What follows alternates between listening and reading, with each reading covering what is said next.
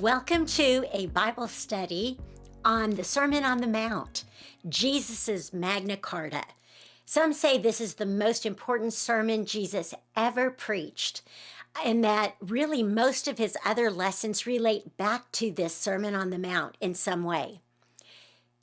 The culture that Jesus stepped into in the first century was a culture of God's children who thought their relationship with God had to do about obeying the many hundreds of rules and laws that had been written by this time. And that is still a problem we have in our culture today.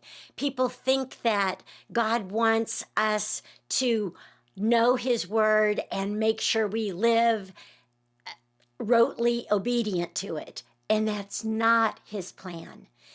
When we look at this Sermon on the Mount, it is Jesus doing his best to say, this is the relationship God wants to have with you.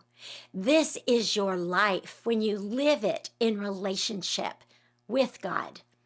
And so instead of saying, thou shalt not, Jesus will say, this is how you are blessed. God always wanted his people to live as a witness for him. He wanted to so bless our lives that those who were outside his family would look at what we have in life, the joy that we have, and say, I would like that for me. We know that God's salvation is available to everyone.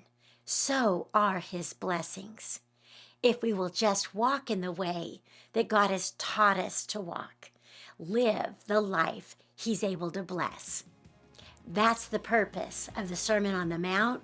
I hope you'll join us as we study what it means to live a life God is able to bless from the book of Matthew.